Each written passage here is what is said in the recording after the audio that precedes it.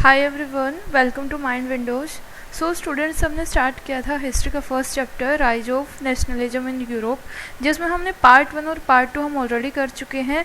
Part 2 जो last class थी हमने उसमें देखा था लिबरल नेशनलिज्म के बारे में, जिसमें हमने पाया कि एक नई लिबरल क्लास जो है मिडिल क्लास निकल के आती है, जिसके दिमाग में ही सबसे पहले ये आइडिया आया था कि हम जो है नेशन स्टेट्स बनाएंगे और नेशनल यूनिटी का कंसेप्ट भी मिडिल क्लास के दिमाग में आता है। तो लिबरल नेशनलिज्म की हमने देखे थे फीचर्स थे कि वो डेमोक्रेसी चाहते हैं, डेमोक्रेसी विद रिप्रेजेंटेटिव गवर्नमेंट का उनका था। वो चाहते थे कि ट्रेड बैरियर्स को हटा दिया जाए और एक यूनिफॉर्म सिस्टम लाया जाए, जो कस्टम ड्यूटी थी, फ्री मार्केट इकोनॉमी की बात करते हैं, तो वो सब हमने किया था। उसके बाद आज हम देखेंगे एज ऑफ रेवोल्यूशंस, यानी कि उसके बाद हमने देखा जब दोबारा से कंजर्वेटिव आ जाते हैं तो कंजर्वेटिव जो है वो मिडिल क्लास को, जो लिबरल मिडिल क्लास थी, उसको दोबारा से दबाने की कोशिश करते हैं। तो ये लोग जो है सिगरेट सोसाइटीज बनाते हैं, अंडरग्राउंड हो जाते हैं। लेकिन कब तक अंडरग्राउंड रहते, कभी ना कभी तो सिगरेट सोसाइटी का जो आप कहोगे कि इफेक्ट सामने आना ही था, और उसका इफेक्ट बहुत जल्दी सामने आता है, जिससे रेवोल्यूशन होना स्टार्ट हो जाते हैं यूरोप में और नए नए नेशन स्टेट जो है निकल के आते हैं। तो आज हम वही पढ़ेंगे, एज ऑफ रेवोल्यूशंस 1830 टू 1848। तो चलिए हम स्टार्ट करते हैं। Once again welcome to Mind Windows. 1830 के बाद से ही रेवोल्यूशन स्टार्ट होना शुरू हो जाते हैं, और सबसे पहले जहाँ पे रेवोल्यूशन होता है वो फ्रांस में होता है। तो पहला अपहीवल जो टेक प्लेस करता है वो फ्रांस में करता है। फ्रांस में हमने देखा था कि फ्रेंच रेवोल्यूशन के बाद डेमोक्रेसी आ गई थी, लेकिन बाद में जब कंजर्वेटिज्म आया था दोबारा से, वहाँ पे मोनार्की जो है वो स्ट्रॉन्ग हो गई थी। तो अब 1830 में क्या हुआ, सबसे पहले फ्रांस में फिर से दिक्कत होनी शुरू हो जाती है, रिवोल्ट होना शुरू हो जाता है। और रेवोल्यूशनरीज ने क्या किया, जो बर्बन किंग जो दोबारा से पावर को रिस्टोर कर दिया गया था कंजर्वेटिव्स ने, उसको ये लोग उखाड़ फेंकते हैं। यानी कि हम क्या देखेंगे, लिबरल जो रिवोल्यूशनरीज थे वो बर्बन किंग को, मोनार्की को फिर से खत्म कर देते हैं।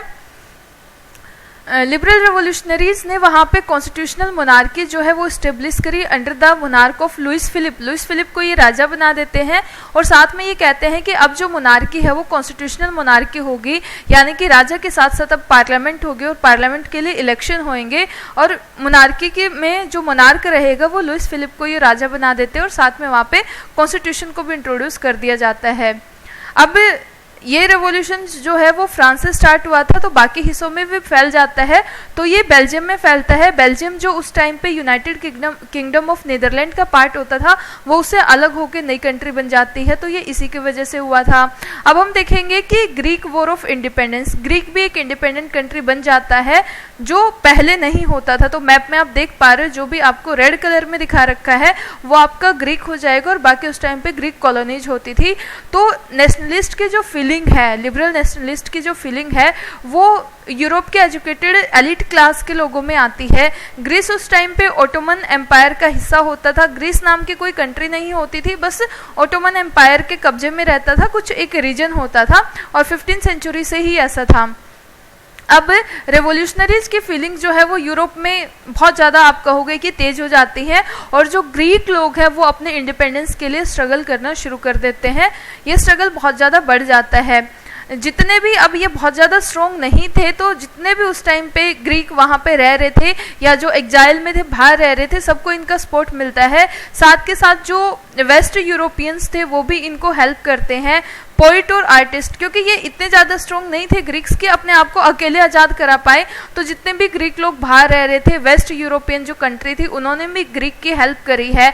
पोइट और आर्टिस्ट ने जो है सॉन्ग के माध्यम से, फोकलोर के माध्यम से, लोकल जो लैंग्वेज है उसके माध्यम से यूनाइट करने की कोशिश करी। तो पोइट और जो आर्टिस्ट थे, जो एंसेंट ग्रीक कल्चर के बारे में सिंपैथी रखते थे, उन्होंने ग्रीक के वॉर ऑफ इंडिपेंडेंस में उनका बहुत ज़्यादा योगदान दिया। और ग्रीक को बोला जाता है क्रेडल ऑफ यूरोपियन सिविलाइजेशन, यानी कि यूरोपियन सिविलाइजेशन का पालना, क्योंकि इसके बाद ही धीरे धीरे करके बाकी सिविलाइजेशन आई है। ग्रीक को सबसे पुरानी सिविलाइजेशन माना जाता है।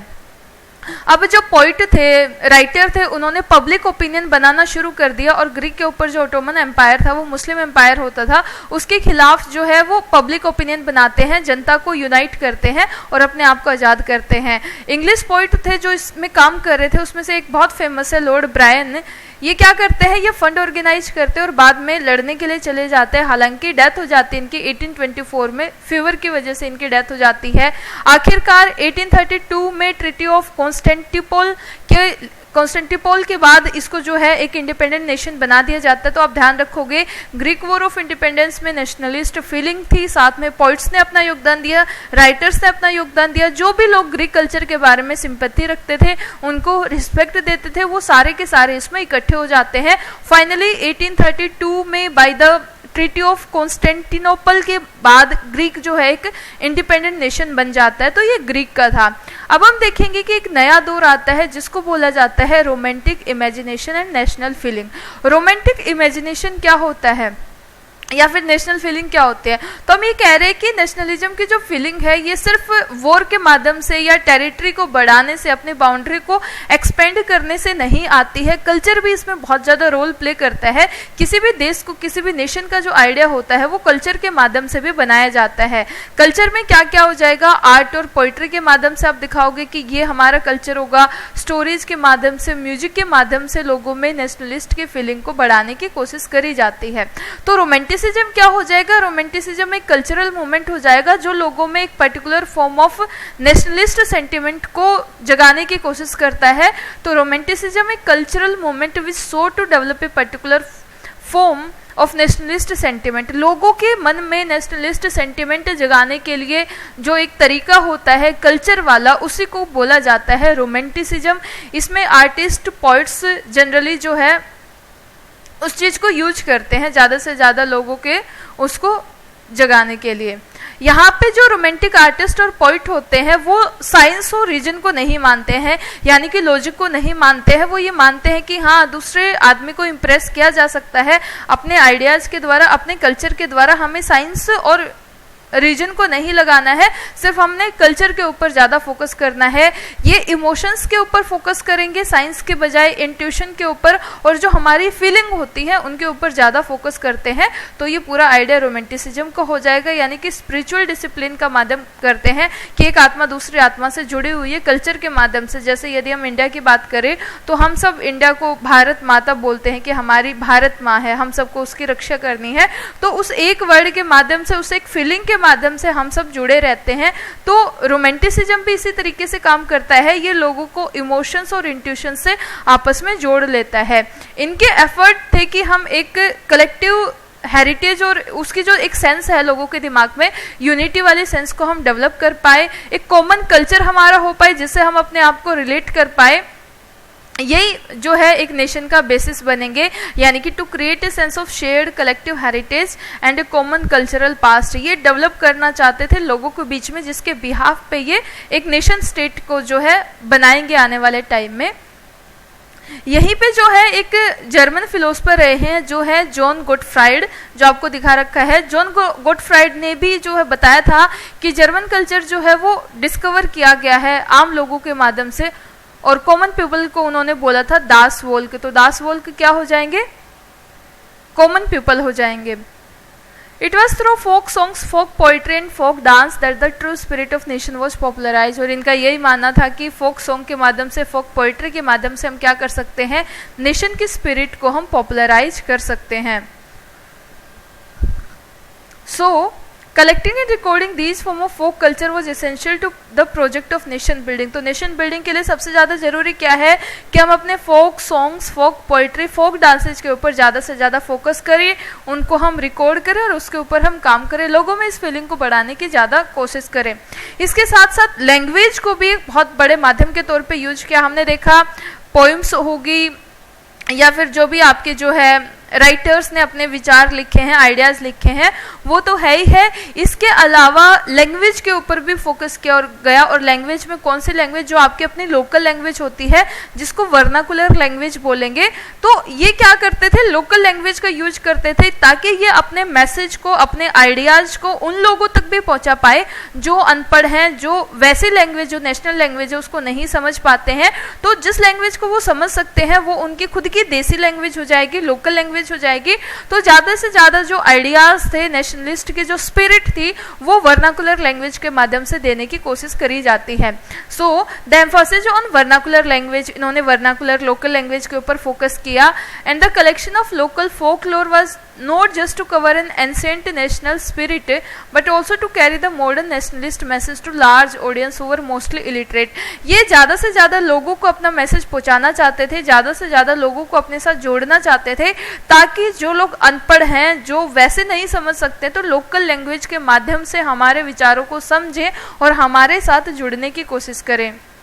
मतलब हम क्या देखेंगे, लैंग्वेज ने नेशनलिस्ट सेंटिमेंट को जगाने के लिए, नेशनलिज्म की भावना को जगाने के लिए बहुत इंपॉर्टेंट रोल प्ले किया है। और इसका एक एग्जाम्पल भी हम देखेंगे, जो पोलैंड है, पोलैंड का हम एग्जाम्पल देखेंगे। पोलैंड हमने देखा था कि ग्रेट पावर्स ने उसको डिवाइड कर दिया गया था। पोलैंड का ज़्यादातर हिस्सा जो है रशिया के पास चला गया था। जब हमने देखा कि नेपोलियन बोनापार्टा की डेथ हो जाती है तो उसने पोलैंड को जीत रखा था, तो पोलैंड का कुछ हिस्सा जो है, कुछ क्या मैक्सिमम हिस्सा रशिया ने अपने पास मिला लिया और बाकी हिस्से को पार्टीशन करके इधर उधर मिला दिया गया था। तो after Russian occupation Polish language was force out of school and the Russian language was impose everywhere. जब पोलैंड को रशिया में मिला लिया गया तो उसके बाद पोलिश लैंग्वेज को डिस्करेज किया गया। स्कूल में पढ़ाने की परमिशन नहीं थी, स्कूल से निकाल दिया जाता है, पोलिश लैंग्वेज स्कूल में यूज नहीं होगी और पोलिश की जगह जो है वो रशियन लैंग्वेज को हर जगह जबरदस्ती जो है पढ़ाया जाता था। रशियन लैंग्वेज को क्यों ही पढ़ाया जाता था, क्योंकि पोलैंड जो है उस टाइम पे रशिया के कब्जे में होता था।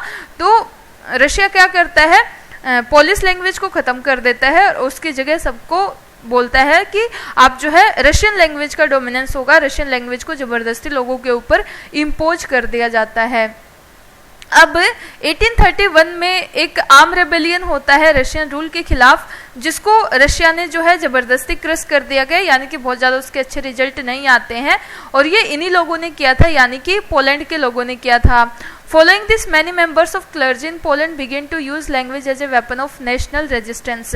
लेकिन इन सब के बावजूद भी, भले ही रशिया इनको मारता जा रहा, पीटता जा रहा, आर्मी की हेल्प से उनको दबाने की कोशिश कर रहा है, लेकिन उसके बाद भी लोग जो है पोलिश लैंग्वेज को एक वेपन के तौर पे कि हम जो है रशिया के डोमिनेंस को नहीं मानते हैं, हम रशियन गवर्नमेंट के खिलाफ है, तो वो पोलिश लैंग्वेज को यूज करके अपना गुस्सा लगातार निकालते जा रहे थे। अभी भी चर्च में क्लर्जी जो लोग थे, पढ़े लिखे जो लोग थे, चर्च से रिलेटेड थे, वो अभी भी पोलिश लैंग्वेज का ही यूज कर रहे थे।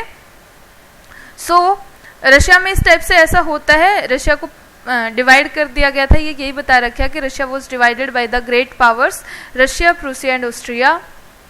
इसको पहले ही आप देखोगे कि ये ऐसे है, बाद में इसको जो है अलग अलग उसमें डिवाइड कर दिया जाता है। हालांकि पोलैंड कभी भी एक इंडिपेंडेंट टेरिटरी नहीं था, लेकिन अभी भी लोगों को अपनी लैंग्वेज के बारे में, अपने कल्चर के बारे में एक नेशनल सेंटिमेंट था लोगों को, जिसको वो सजो के रखना चाहते थे। For example, Karol Kurpinski celebrated the national struggle through his opera and music. ये नेशनल स्ट्रगल को अपने ओपेरा और म्यूजिक के माध्यम से दिखाते थे। वो लोगों को मतलब उन सिंबल्स के माध्यम से कनेक्ट करने की कोशिश करते थे, फोक डांस की हेल्प से। पोलिश को यूज किया जाता है। अब ये लोग क्या है, ये ओपनली तो कर नहीं सकते हैं, क्योंकि रशिया के जो गवर्नमेंट है वो इनको ज़बरदस्ती जेलों में बंद कर देगी या मारेगी, पीटेगी। तो अब ये क्या करते थे कि जहाँ पे भी चर्च में गैदरिंग्स होती थी वहाँ पे पोलिश लैंग्वेज को यूज करते हैं। जो भी रिलीजियस इंस्ट्रक्शंस एक दूसरे को देनी होती थी वो भी पोलिश लैंग्वेज में दी जाती है, यानी कि पोलिश लैंग्वेज को ये यूज करने लग गए चर्च में, और छुप छुप के जब भी इनको टाइम मिलता था, क्योंकि ये कहीं ना कहीं ये दिखाने की कोशिश कर रहे हैं कि हम रशिया के गवर्नमेंट से खुश नहीं है, वो हमारे कल्चर को दबाने की कोशिश कर रही है, हमें दबाने की कोशिश कर रही है, तो हमें भी उसका जो है रेजिस्टेंस करना है, हमें रजिस्ट होकर दिखाना, उसके खिलाफ हमें कुछ बोलना है। तो ये पोलिश लैंग्वेज को चर्च वगैरह में यूज करते हैं। जब ये चर्च में पोलिश लैंग्वेज को यूज कर रहे हैं तो आप देखोगे कि पहले ये चर्च दिखा रखा है और इसके बाद आप देख पा रहे हो कि ऐसे एनिमेशन से जेल बनती हुई आ रही है। तो जब ये लगातार पोलिश लैंग्वेज को यूज करते जा रहे थे तो रशिया की सरकार को ये बात अच्छी नहीं लगती है। वो बहुत सारे प्रीस्ट को, बिशॉप्स को जो है उठा के जेलों में बंद कर देती है। कईयों को तो इन्होंने साइबेरिया भेज दिया जहाँ पे बहुत ज़्यादा ठंड होती है, पनिशमेंट के तौर पे, जहाँ पे वो बेचारे मर जाते, मरने के लिए उनको साइबेरिया भेज दिया जाता है क्योंकि वो सरकार की बात को नहीं मान रहे थे। लेकिन इसके बाद भी जो है ये पोलिश लैंग्वेज को छोड़ते नहीं है, कभी भी इनको रशिया के खिलाफ अपना स्ट्रगल दिखाना था, रिवोल्ट दिखाना था, डोमिनेंस के खिलाफ कोई बात करनी थी, ये पोलिश लैंग्वेज को उस सिंबल के तौर पे यूज करते थे। तो हम यहाँ पे क्या पाएंगे, हम ये पाएंगे कि लैंग्वेज को भी एक हथियार के तौर पे, एक वेपन के तौर पे यूज किया जा सकता है। Use of Polish language came to be seen as a symbol of the struggle against Russian dominance. तो पोलिश लैंग्वेज को इस टाइप पे यूज किया गया। अब हम देखेंगे कि उस टाइम पे यूरोप की कंडीशन बहुत ज़्यादा अच्छी नहीं थी, वहाँ पे आप कह सकते हो कि बहुत ज़्यादा गरीबी है, अनएम्प्लॉयमेंट है, लोग सड़कों के ऊपर आए हुए हैं, गुस्साए हुए हैं। तो ये वाला मॉड्यूल हमारा है hunger, hardship and popular revolt के बारे में। चलिए स्टार्ट करते हैं। फर्स्ट, 1830 के बाद से ही यूरोप में क्या होता है कि हार्डशिप स्टार्ट हो जाते हैं, यानी कि इकोनॉमिक सिचुएशन वहाँ की अच्छी नहीं चल रही थी। और ऐसा किस वजह से होता है, ऐसा इस वजह से होता है कि उस टाइम पे यूरोप में पॉपुलेशन बहुत ज़्यादा इंक्रीज हो रही थी, पूरे यूरोप की पॉपुलेशन में काफ़ी ज़्यादा इंक्रीमेंट दिखाई दे रहा था। जॉब देने वालों के बजाय जो है जॉब मांगने वाले ज़्यादा थे, जॉब सीकर बहुत ज़्यादा बढ़ जाते हैं। जॉब सीकर ज़्यादा बढ़ेंगे तो लोग जो है काम की खोज में गांव से शहरों की तरफ माइग्रेट होना शुरू हो जाते हैं, और शहरों में उनके अपने घर तो बने हुए थे, वो स्लम एरिया में, झुग्गी झोपड़ियों में रहना शुरू कर देते हैं, जहाँ पे कोई साफ सफाई नहीं होती थी। तो बहुत ही बुरी कंडीशन जो है शहरों में उनको देखने को मिलती है। इसके अलावा जो मशीन से प्रोडक्शन हो रहा था, उसकी वजह से जो हाथ से सामान बनाने वाले लोग थे उनका काम भी चला जाता है। उस टाइम पे हम देखेंगे कि इंग्लैंड में अच्छा खासा इंडस्ट्रियलाइजेशन आ चुका था। इंग्लैंड में बना हुआ सामान पूरे यूरोप में सप्लाई किया जाता था, और पूरे यूरोप में जो सामान जो है इंपोर्ट होके आता था, मशीनों वाला सामान, वो बाकी उसके कंपैरिजन में सस्ता होता था, अच्छा भी होता था। तो लोग क्या करते थे, मशीनों से बना हुआ सामान यूज करना ज़्यादा पसंद करते थे। ऐसा करने से जो छोटे मोटे स्मॉल प्रोड्यूसर्स थे उनको भी बहुत ज़्यादा स्टिफ कंपटीशन फेस करना पड़ता है। तो ये वही है, small producers in towns were often face with stiff competition from imports of cheap machine made good from the England. तो इंग्लैंड के सस्ता सामान जो है उससे स्मॉल जो सेक्टर है, हाथ से बनाने वाले जो हैं स्मॉल प्रोड्यूसर्स हैं, इनको बहुत ज़्यादा नुकसान होता है, तो इनकी भी जॉब्स चली जाती हैं। जहाँ पे एरिस्टोक्रेसी अभी भी इंजॉय कर रही थी पावर को, वहाँ पे पीजेंट्स हो गए, पीजेंट्स जो लोग काम करते थे खेतों में, वो बेचारे बहुत ही ज़्यादा आप कह सकते हो कि स्ट्रगल कर रहे थे, बर्डन में रह रहे थे, उनके ऊपर ज़्यादा से ज़्यादा लोन चढ़ गया था। तो in those regions of Europe where the aristocracy still enjoy power, उन एरिया में जहाँ पे अभी भी एरिस्टोक्रेसी पावर में थी, peasant struggle under the burden of feudal dues and obligation.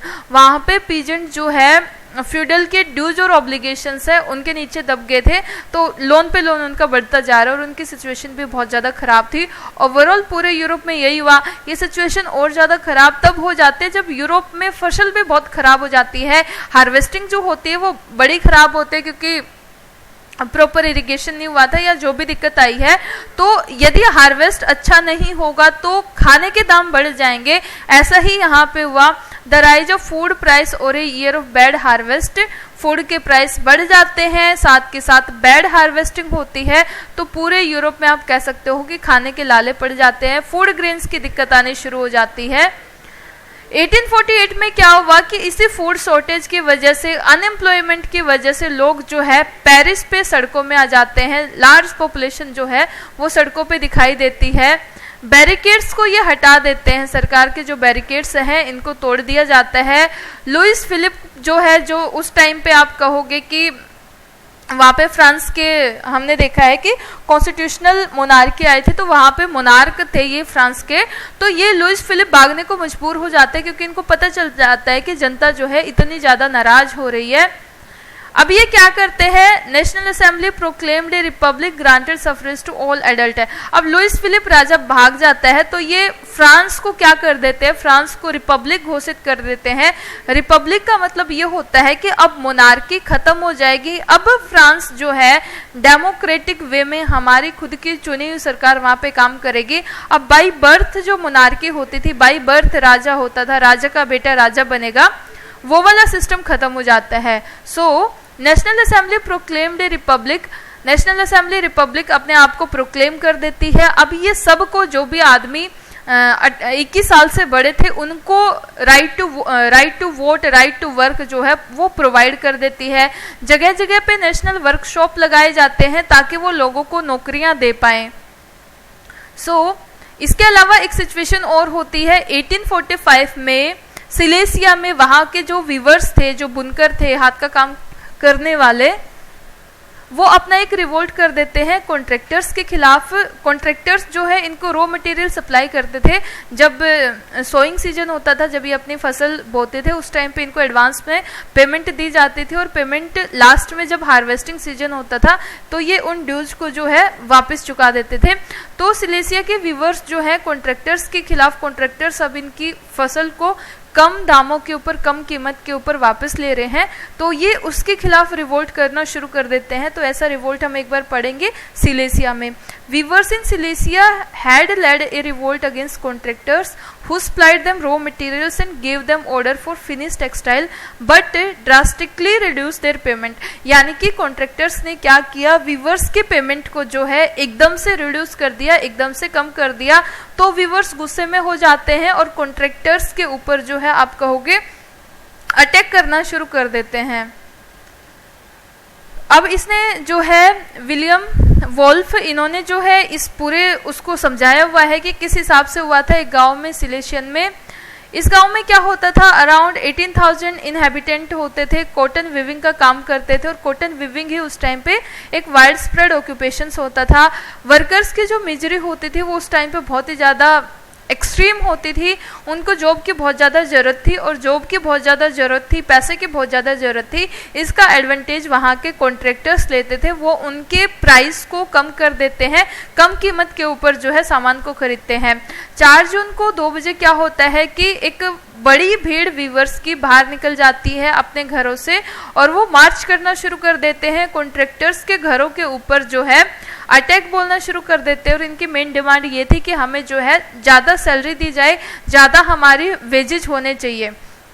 अब इनको जो है बहुत ही ज़्यादा गलत तरीके से ट्रीट किया जाता है, कॉन्ट्रैक्टर्स इनको अच्छे से नहीं सुनते हैं। तो इसके बाद इन्होंने क्या किया, कॉन्ट्रैक्टर्स के घर की खिड़कियां तोड़ दी, उनके फर्नीचर जो है वो ख़राब कर देते हैं और उनको वहाँ से भागने पे मजबूर कर दिया जाता है। दूसरा जो ग्रुप है उसने स्टोर हाउस को तोड़ दिया, जितना भी सामान वहाँ पे था उसको लूट लिया। कॉन्ट्रैक्टर्स जो है अपने फैमिली के पास जो है पास के विलेज में भाग जाते हैं, हालांकि उनको कोई भी रहने की जगह नहीं देता है। तो उसके बाद वो आर्मी के पास जाते हैं।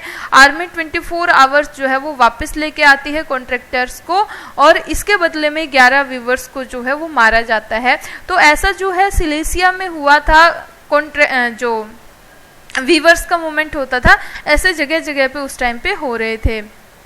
Next is revolution of liberals. 1848 में भी रेवोल्यूशन होता है। Francis wrote about the abdication of monarch. France ने तो मोनार्की को जो है वो खत्म ही कर दिया था। उसकी जगह हमने देखा कि यूनिवर्सल मेल सफरेज को प्रिविलेज दे दी जाता है, प्रोक्लेम कर दिया जाता है कि अब फ्रांस जो है वो रिपब्लिक होगा और सब लोगों को राइट टू वोट प्रोवाइड किया जाएगा और सब मेल को ये मिलेगा। जर्मन रीजन में भी ऐसा ही होता है। इन जर्मन रीजन से large number of political associations whose members came together. German region के अलग अलग लोग हैं वो एक साथ आते हैं। इनमें से जो ज़्यादातर लोग थे वो प्रोफेशनल्स थे, बिजनेसमैन थे, आर्टिसंस थे। वो डिसाइड करते हैं who decided to vote for all German national assembly in the city of Frankfurt. यानी कि फ्रांस से ही इंस्पायर होके जर्मन के कुछ रीजन में भी ऐसा ही होता है। जर्मन के फ्रैंकफर्ट में कुछ मिडिल क्लास लोग जो पढ़े लिखे थे, एजुकेटेड थे, प्रोफेशनल्स थे, बिजनेसमैन थे और कुछ आर्टिसंस थे, वो इकट्ठा होते हैं और वहाँ पे वोटिंग करते हैं ऑल जर्मन नेशनल असेंबली के लिए। फ्रैंकफर्ट सिटी में ये सब किया जाता है। 18 मई 1848 को यहाँ से जब इलेक्शन हुआ नेशनल असेंबली के लिए तो 831 जो है वो इलेक्टेड रिप्रेजेंटेटिव चुने जाते हैं। अब ये जो इनको फ्रैंकफर्ट में है, वैसे और कोई जगह नहीं थी इनकी पार्लियामेंट को बैठने के लिए, एक चर्च का स्पेस जो है वो यूज करते हैं। इस टाइप का चर्च आपको दिखाई दे रहा है। तो on the 80 May 1848 831 elected representative march ने festive procession to take their place in the Frankfurt Parliament convene in the Church of St. Paul। तो ये आपको 831 लोग बैठे हुए दिखाई दे रहे हैं, चर्च के स्पेस को ये यूज करते हैं और अपना डिस्कशन करते हैं कि कैसे हम भी अपना जो है इंडिपेंडेंट जर्मनी को नेशन स्टेट बनाएंगे। इन्होंने अपने कॉन्स्टिट्यूशन को ड्राफ्ट किया यही फ्रैंकफर्ट में चर्च में बैठ के। 831 जो इलेक्टेड रिप्रेजेंटेटिव थे, इन्होंने एक जर्मन नेशन बनाने के लिए अपने कॉन्स्टिट्यूशन को ड्राफ्ट करते हैं, headed by a monarchy subject to a parliament. और इन्होंने ये कहा कि हम अपना एक सेपरेट जर्मन नेशन बनाएंगे जिसमें हमारा एक मोनार्क होगा और साथ के साथ हमारी एक पार्लियामेंट होगी, यानी कि कॉन्स्टिट्यूशनल पार्लियामेंट। अब ये प्रूसिया के किंग के पास जाते हैं और उसको ऑफर करते हैं कि हम आपको क्राउन ऑफर कर रहे हैं, हम अलग से एक जर्मन नेशन बनाना चाहते हैं, तो आप उसके राजा बन जाना, किंग बन जाना। और उस टाइम पे प्रूसिया के किंग का नाम था William fourth, Frederick William fourth हो जाएगा। अब हम ये देखेंगे कि ये प्रूशिया के किंग के पास क्यों जाते, क्योंकि उस टाइम पे इंडिपेंडेंट जर्मनी कुछ नहीं होता था, जर्मन रीजन होता था, तो वो अभी कोई कंट्री नहीं बना था, तो प्रूशिया उसको कर सकता था, इसलिए ये प्रूशिया के पास जाते क्योंकि और कुछ था ही नहीं, जर्मनी उस टाइम पे एग्जिस्ट ही नहीं करता था। तो किंग ऑफ प्रूशिया मना कर देता है इसको, क्योंकि कोई भी मोनार्क नहीं चाहेगा कि क्यों पार्लियामेंट को लेके आऊं, क्यों मैं अपनी पावर को कम करूं। तो ये जो मोनार्क है ये मना कर देता है और कंजर्वेटिव के साथ जाके मिल जाता है। Opposition of aristocracy and military became stronger, the social basis of parliament eroded. यानी कि जब ये प्रूशिया के किंग के पास जाते हैं, पहली बात इसने मना कर दिया, दूसरी बात उनको जो है आर्मी से उनके ऊपर अटैक करा दिया गया और उनका जो भी था पार्लियामेंट थी उसको आप कह सकते हो कि ध्वस्त करा दिया जाता है। इनके इस टाइप से अटैक बोला जाता है इनके ऊपर। नेक्स्ट, पार्लियामेंट में जो इन्होंने बनाई थी, फ्रैंकफर्ट में पार्लियामेंट बनाई थी जर्मन लोगों ने, इसमें ज़्यादातर जो मिडिल क्लास लोग होते थे, जो स्मॉल वर्कर्स और आर्टिसंस होते थे, उनके डिमांड को नहीं मान रहे थे। यानी कि ये जितने भी हम देख पा रहे हैं 1831 जो है 831 इलेक्टेड रिप्रेजेंटेटिव हैं, ये ज़्यादातर मिडिल क्लास से थे और ये सिर्फ अपने राइट की बात कर रहे थे, जो वर्कर्स हैं उनके राइट की बात नहीं कर रहे थे, जिसकी वजह से वर्कर्स और आर्टिसंस अपना सपोर्ट इनसे वापस ले लेते हैं। अब वो इनके साथ मिलके काम नहीं करते हैं। जैसे ही वर्कर्स और आर्टिसंस अपना सपोर्ट वापस ले लेते हैं, इनका जो भी मूवमेंट था ये ख़त्म हो जाता है। आखिर में ट्रूप्स जो है वो बुलाए जाते हैं और असेंबली को ख़त्म कर दिया जाता है। तो इस टाइप से हमने देखा कि इनका इशू था वो खत्म हो गया यहाँ पे। नेक्स्ट हमने देखा कि जहाँ पे भी राइट मिल रहा है, राइट टू वोट, वो सिर्फ मैन को मिल रहा है, फीमेल्स का यहाँ पे कुछ भी नहीं है। So the issue of extended political right to women was a controversial one. अभी भी जो है महिलाओं को भी मिलना चाहिए, औरतों को भी राइट टू वोट मिलना चाहिए, ये अभी भी बहुत ही ज़्यादा कंट्रोवर्शियल चल जा रहा था। तो अब फीमेल्स भी अपनी बात उठाती हैं, वो अपने पॉलिटिकल ऑर्गेनाइजेशंस बनाती हैं, एसोसिएशन बनाती हैं, न्यूज़पेपर लिखती हैं और पॉलिटिकल मीटिंग्स में, डेमोन्स्ट्रेशन में, रैलीज में पार्टिसिपेट करना शुरू कर देती हैं। उनका मकसद ये था कि हमें भी राइट टू वोट जो है वो मिलना चाहिए। तो इन्होंने अपने हक की लड़ाई के लिए अपना तामझाम शुरू कर दिया। Despite this they were denied suffrage right during the election of the assembly. लेकिन उसके बाद भी जो हमने फ्रैंकफर्ट में पार्लियामेंट देखी है, उसमें उनको राइट टू वोट नहीं दिया गया था, असेंबली में उनको नहीं आने दिया गया था। वो सिर्फ जो विजिटर्स गैलरी होती है, जो ऊपर आप देख पा रहे हो, सिर्फ उसी में बैठ के देख रही थी, ना उनको वोटिंग देने का राइट दिया, ना उनको अंदर बिठाया गया, बस वो विजिटर्स गैलरी में खड़े होके पूरे प्रोसेस को देख रही थी। When the Frankfurt Parliament convened in the Church of St. Paul, women were admitted only as observer to stand in the visitors gallery. इनको सिर्फ ऑब्जर्वर के तौर पे बुलाया गया था, इनको कोई राइट नहीं दिया गया था। The autocratic monarchy of Central and Eastern Europe began to introduce the changes that had already take place in Western Europe before 1815.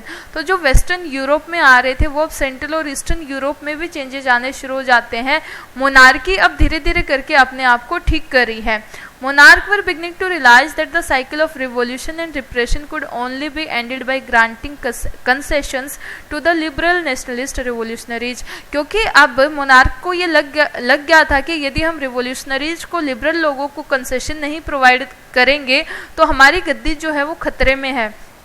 तो हम अपने सिंहासन को, अपनी चेयर को कैसे बचा सकते हैं? हम इन लोगों को कुछ राइट्स प्रोवाइड कर दे, कुछ फ्रीडम प्रोवाइड कर दे, अदरवाइज सब कुछ खत्म हो जाएगा। जैसा हमने देखा है कि फ्रांस में ऐसा हुआ कि फ्रांस में मोनार्क जो है भागने को मजबूर हो गया। So serfdom and bonded labour were abolish both in the Habsburg dominion and in Russia. तो ज़्यादातर हिस्सों में जो पहले बॉन्डेड लेबर होती थी, एक बार यदि आप दास बन गए तो पूरी ज़िंदगी आपको उसी में काम करते रहना है, आप उससे फ्री नहीं हो सकते, उस काम को छोड़ के आप जा नहीं सकते हो। तो ये कुछ रिफॉर्म्स करना शुरू कर देते हैं जिसमें उन्होंने सर्फडम और बॉन्डेड लेबर जो है उसको ख़त्म किया रशिया में। इन्होंने हंगेरियंस को और ज़्यादा ऑटोनॉमी देनी शुरू कर दी, वो अपनी ऑटोनॉमी दे देते हैं। यानी कि फाइनली हमारा क्या होता है, लास्ट में हमने क्या देखा कि मोनार्की अपने आप को बचाने के लिए कुछ कुछ कंसेशन देना शुरू कर देते, लेकिन इतने कंसेशन से बात कहाँ बनने वाली थी। लोगों में अब नेशनलिस्ट की फीलिंग जो है वो चरम सीमा पे पहुंच चुकी थी। तो इसमें अब हम नेक्स्ट चैप्टर में पढ़ेंगे making of Germany and Italy, कि कैसे इंडिपेंडेंट नेशन बनाए जाते हैं, जर्मनी कैसे यूनाइटेड होता है और इटली कैसे यूनाइटेड होता है। सो आई होप यहाँ तक आपको समझ आया होगा, और जो भी डाउट हो आपके, आप कमेंट बॉक्स में ड्रॉप करिएगा। Keep learning, keep